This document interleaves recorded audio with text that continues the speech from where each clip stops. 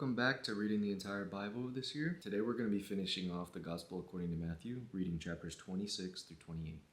The Gospel according to Matthew, chapter 26. The conspiracy to kill Jesus. When Jesus had finished all these sayings, he said to his disciples, "You know that after 2 days the Passover is coming, and the Son of Man will be delivered up to be crucified." Then the chief priests and elders of the people gathered in the palace of the high priest, who was called Caiaphas, and took counsel together in order to arrest Jesus by stealth and kill him. But they said, "Not during the feast, lest there be a tumult among the people." The anointing at Bethany.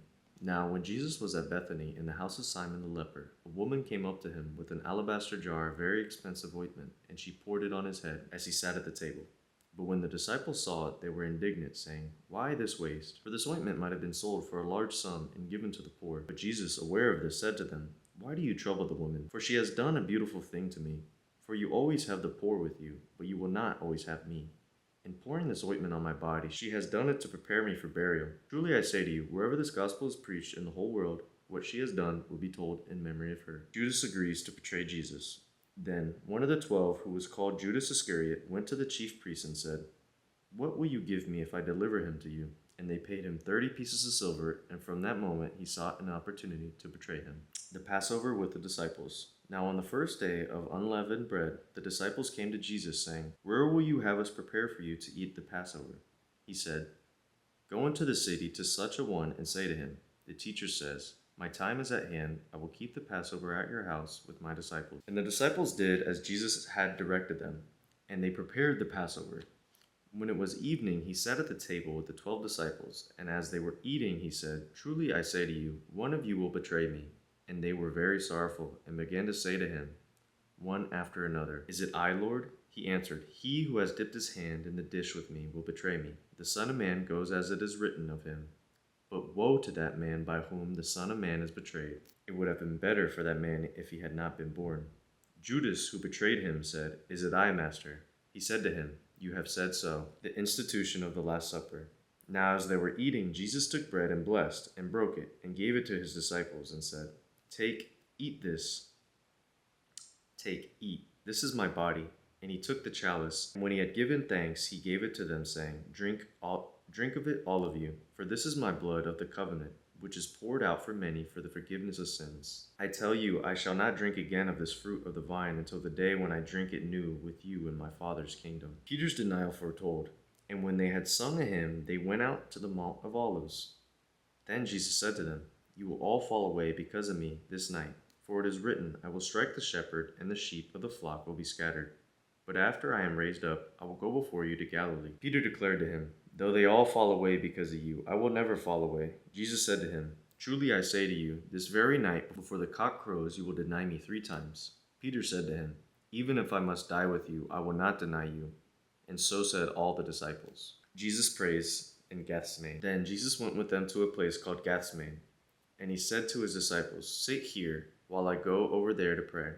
And taking with him Peter and the 2 sons of Zebedee, he began to be sorrowful and troubled. Then he said to them, "My soul is very sorrowful, even to death. Remain here and watch with me."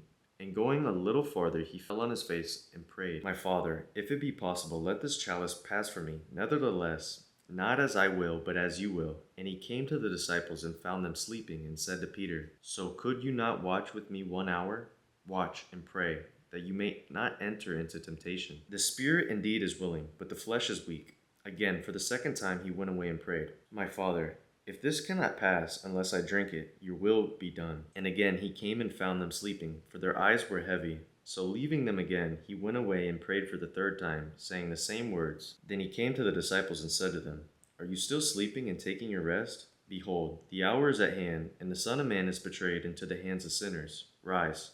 Let us be going. See, my betrayer is at hand." The betrayal and arrest of Jesus. While he was still speaking, Judas came, one of the 12, and with him a great crowd with swords and clubs from the chief priests and the elders of the people. Now the betrayer had given them a sign, saying, "The one I shall kiss is the man. Seize him." And he came up to Jesus at once, said, "Hail, Master!" And he kissed him. Jesus said to him, "Friend, why are you here?" Then they came up and laid hands on Jesus and seized him. And behold, one of those who were with Jesus stretched out his hand and drew his sword and struck the slave of the high priest and cut off his ear. Then Jesus said to him, "Put your sword back into its place, for all who take the sword will perish by the sword. Do you think that I cannot appeal to my Father, and he will at once send me more than 12 legions of angels? But how then should the scriptures be fulfilled, that I must be so? At that hour Jesus said to the crowds, Have you come as against a robber with swords and clubs to capture me? Day after day I sat in the temple teaching, and you did not seize me.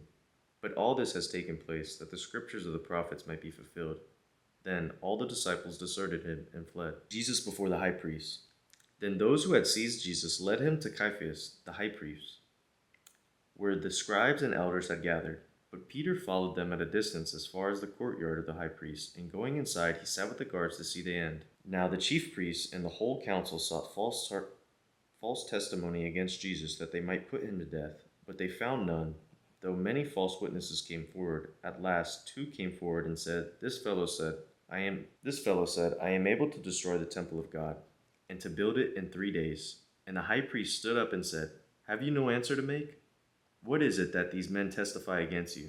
But Jesus was silent, and the high priest said to him, I adjure you by the living God, tell us if you are the Christ, the Son of God. Jesus said to him, You have said so, but I tell you hereafter, you will see the Son of Man seated at the right hand of power, and coming on the clouds of heaven. Then the high priest tore his robes and said, He has uttered blasphemy. Why do we still need witnesses? You have now heard his blasphemy. What is your judgment? They answered, He deserves death. Then they spat in his face and struck him, and some slapped him, saying, Prophesy to us, you Christ. Who is it that struck you? Peter denies Jesus. Now Peter was sitting outside in the courtyard, and a maid came up to him and said, You also were with Jesus the Galilean.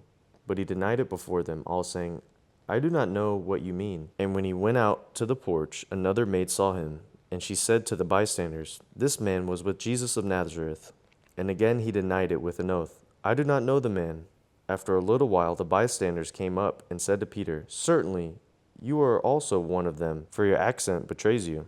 Then he began to invoke a curse on himself and to swear, I do not know the man. And immediately the cock crowed, and Peter remembered the saying of Jesus, Before the cock crows, you will deny me 3 times. And he went out and wept bitterly. Chapter 27. Jesus brought before Pilate. When morning came, all the chief priests and the elders of the people took counsel against Jesus to put him to death. And they bound him and led him away and delivered him to Pilate the governor. Judas hangs himself. When Judas, his betrayer, saw that he was condemned, he repented and brought back 30 pieces of silver to the chief priests and elders, saying, I have sinned in betraying innocent blood. They said, What is that to us? See to it yourself. And throwing down the pieces of silver in the temple, he departed, and he went and hanged himself. But the chief priests, taking the piece of silver, said, It is not lawful to put them into the treasury, since they are blood money. So they took counsel and bought with them the potter's field to bury strangers in. Therefore that the field has been called the field of blood to this day. Then was fulfilled what had been spoken by the prophet Jeremiah, saying, And they took the 30 pieces of silver, the price of him on whom a price had been set by some of the sons of Israel, and they gave them for the potter's field, as the Lord's directed me. Pilate questions Jesus.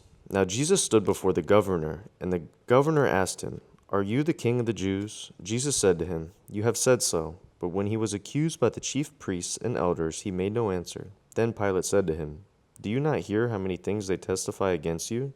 But he gave no answer, not even a single charge, so that the governor wondered greatly. Barabbas or Jesus? Now at the feast, the governor was accustomed to release for the crowd any one prisoner whom they wanted, and they had then a notorious prisoner called Barabbas. So when they had gathered, Pilate said to them, Whom do you want me to release for you, Barabbas or Jesus, who is called Christ? For he knew that it was out of envy that they had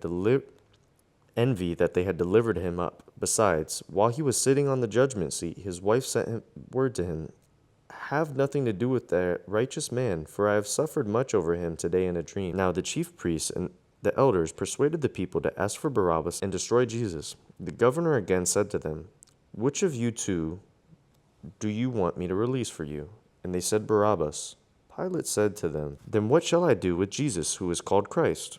They all said, Let him be crucified. And he said, Why, what evil has he done? But they shouted all the more, Let him be crucified. Pilate delivers Jesus to be crucified. So when Pilate saw that he was gaining nothing, but rather that a riot was beginning, he took water and washed his hands before the crowd, saying, I am innocent of this righteous man's blood. See to it yourself. And all the people answered, His blood be on us and on our children. Then he released for them Barabbas, and having scourged Jesus, delivered him to be crucified. The soldiers mocked Jesus. Then the soldiers of the governor took Jesus into Praetorium, And they gathered the whole battalion before him. And they stripped him, and put a scarlet robe upon him, and plaiting a crown of thorns, they put it on his head, and put a reed in his right hand, and kneeling before him, they mocked him, saying, Hail, King of the Jews! And they spat upon him, and took the reed, and struck him on the head. And when they had mocked him, they stripped him of the robe, and put his own clothes on him, and led him away to crucify him. The crucifixion of Jesus. As they were marching out, they came upon a man of Cyrene, Simon by name. This man they compelled to carry his cross, and when they came to a place called Golgotha, which means the place of a skull, they offered him wine to drink, mingled with gall. But when they tasted it, he would not drink it. And when they had crucified him, they divided his garments among them by casting lots. Then they sat down and kept watch over him there. And over his head they put the charge against him, which read, This is Jesus, the King of the Jews. Then 2 robbers were crucified with him, one on the right and one on the left. And those who passed by derided him, wagging their heads, and saying, You who would destroy the temple and build it in 3 days, save yourself, if you are the Son of God. Come down from the cross. So also the chief priests with the scribes and elders mocked him, saying, He saved others, he cannot save himself. He is the King of Israel. Let him come down now from the cross, and we will believe in him. He trusts in God. Let God deliver him now, if he desires him. For he said, I am the Son of God.